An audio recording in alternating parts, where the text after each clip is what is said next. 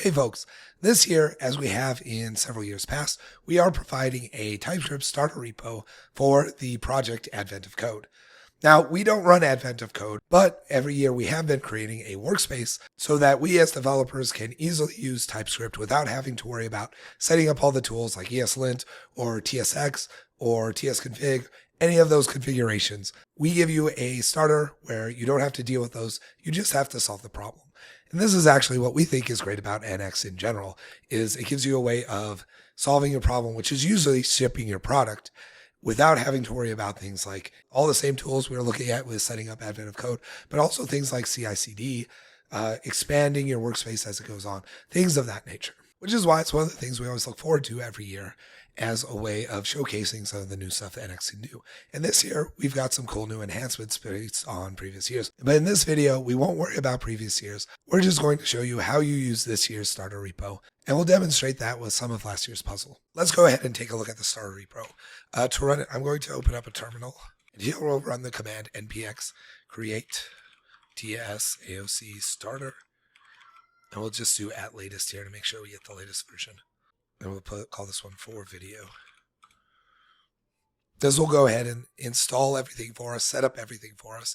And as soon as it's done, we'll be able to jump right in. Cool, so I'm going to cd into the directory that was created for us, and we'll open up VS Code here. So as we can see, we've got our workspace all set up for us. And we're going to start by looking at day one. Every day looks the same. We have a place to stick our sample data, our data for the first half, and then a place to provide our solution for day 1A. Let's go ahead and look at last year's day one, and we'll solve that so we can see how it would be used. All right, so there's a lot of color here for last year's day one. Something about a trebuchet. I'm going to skip a lot of that, and we're going to jump into this piece right here. So I'm going to copy this data, and coming back to VS Code, we're going to paste it here into day one, a.data.sample.txt. And to run it here, I'm going to run nx1 sample. And that will show us that we're reading in the data as we promised. Right now, I haven't provided an answer yet, so my answer is 0. I actually want to run this in watch mode, so I'm going to do the same thing, but I'm going to put watch at the beginning here. And now, whenever I save, we'll automatically get an update. So if I edit like here, we can see that ran as soon as I hit save. So I'm going to remove that, and we'll just come into A, and we're going to look at providing a solution here. So looking at the example here, we should end up with 142 as our answer. So let's see if we can get that just by solving things.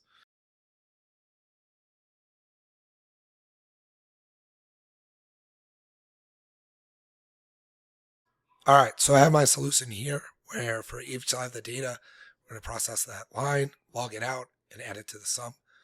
Here's a quick code for processing that line. And we can see when I open up the terminal, the responses here, 12, 38, 15, and 77, 12, 38, 15, and 77, match as well as my final answer. So now that I feel happy with that, I'm going to click here to get my puzzle input. Grab all of this, copy it.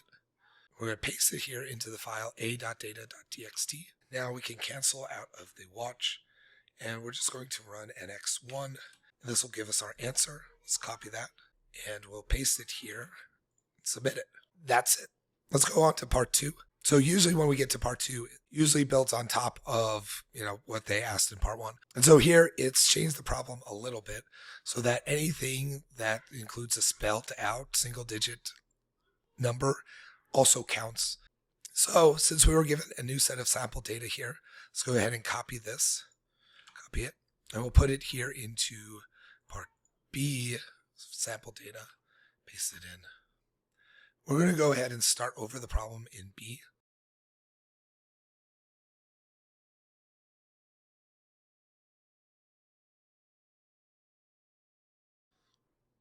All right, so I just wrote some gnarly code for this answer. But let's go ahead and open a terminal, and we'll run what I did against day 1, part B in the sample set. So when I do my solution, I get 281, which matches here. I think that's good enough for me. It looks like our input is the same as part 1, so I'm just going to do that here. We'll take everything from a.data, copy it, paste it in here, save it, and here we can just run it against our actual data set. And here's the answer I got. Let's try dumping it in here. There we go. That is how Advent of Code works. And that is how you can use our ultimate TypeScript starter repo to work through these problems. And hopefully you'll just be able to work on solving the problems as you would while offshoring all the stuff like setting up the project, setting up ESLint, setting up all these other tools you might use, all the file IO. You're shoving that over onto NX in the platform, and you're focusing on solving the problem. So go ahead and give our starter repo a try. If you have any feedback, we'd love to hear it in the comments or on our Discord. I'll make sure to drop a link to that here in the description. I will probably put up some sort of board for our Discord server, and I'll probably be streaming going through some of these days here a little bit. So Merry Christmas and Happy Holidays to all. Keep working hard, and we'll see you next time. Peace.